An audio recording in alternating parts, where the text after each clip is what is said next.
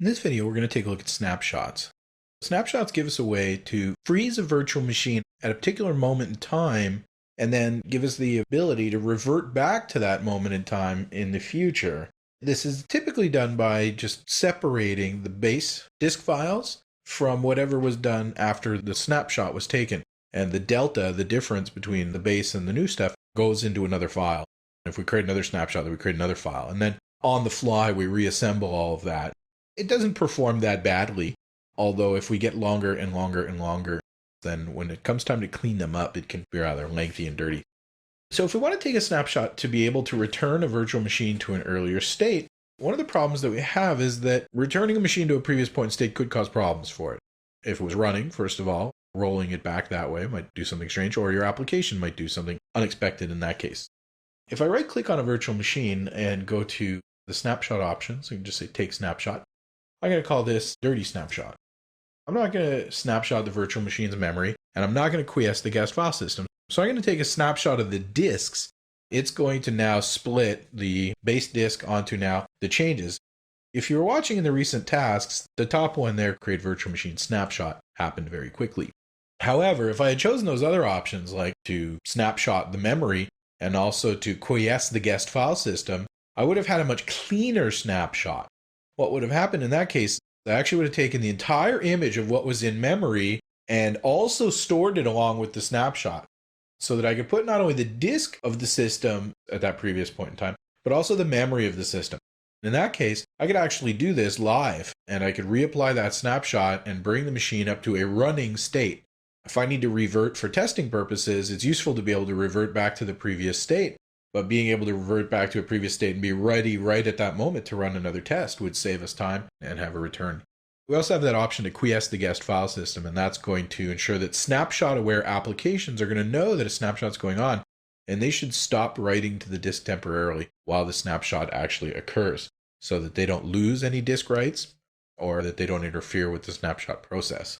Those things together will take longer, or at least freezing the memory will take longer if you include it in the snapshot, but will allow us to get a more consistent result rather than something that's really more crash consistent. So if you're going to snapshot virtual machines and not have all those memory and file system options, it may not really be all that safe. It's basically going to return the disks back the way they were, and then the virtual machine is going to shut down. So if I right click on this virtual machine and on snapshot, I say I want to revert to the current snapshot or to the most recent snapshot, we'll see that happening. If I go into the snapshot manager, I can take additional snapshots and I can jump back and forth to them. So maybe I want to delete that old snapshot, but I want to keep my dirty snapshot. So if I click on that one and say delete, then you'll see what ends up happening. It actually merges that into the host. And now we just have the delta files associated with our dirty snapshot.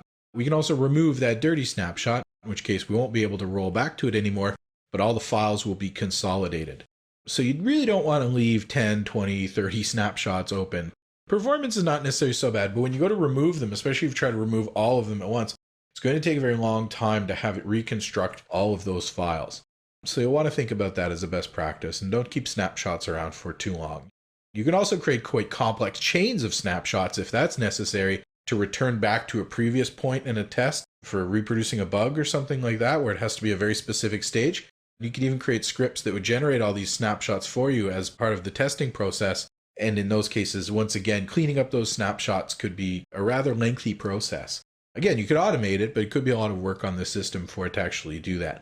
vCenter actually doesn't really expect huge batch jobs to be occurring. So if you were to do that from inside vCenter, vCenter may actually lose the monitoring of that job because it times out. So the job actually continues, but vCenter just says, this job's going too long. I don't know what's really happening with it.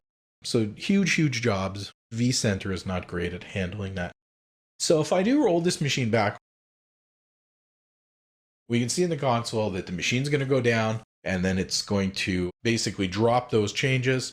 And from there, I can bring the virtual machine back up. Or if I go into my snapshot manager, we can actually potentially jump forward to another point in time anyway as well. In this case, I have a snapshot for this virtual machine that I did take while the machine was running. I included the memory as part of the snapshot. So in that case, it's a little bit different. And when I apply my snapshot and I tell it to revert, we'll get back up to a running console. So if I go ahead and open my console here for this machine. So if I go in here and say under snapshot that I want to revert to current, or go to snapshot manager and choose go to, it's going to roll me back, but we're going to see that I lose connection with it for a little while, and then it rolls it back live. At this point, we've rolled the computer's memory back in time. Network connections are no longer established. Old connections that the machine thought it had, it's going to try and connect to them and things and see that they've all terminated. And, user connections are going to be terminated and they're going to have to reconnect to the VMs, but it could be useful. Proceed carefully and make sure that your application supports it. If you find that you have some sensitive data that you never want to roll back in time, or maybe as part of your process, you want to snapshot the system disks and not the data disks, then what we can do is we can have the disks operate independently. And if you go into the properties of a VMDK, you'll see that there is actually an option for independent, and we can say that it doesn't participate in the virtual machine snapshots. If you want to snapshot those files, you'll need to go on the shell and use something like VMKFS tools to do it. A lot of people use snapshots in their storage arrays, and that's perfectly viable, and that can work well. However, your snapshots in the storage array may be at the LUN level, and that may be a data store that's shared amongst multiple virtual machines. So make sure that your SAN snapshots are configured appropriately to what you're going to be using it with.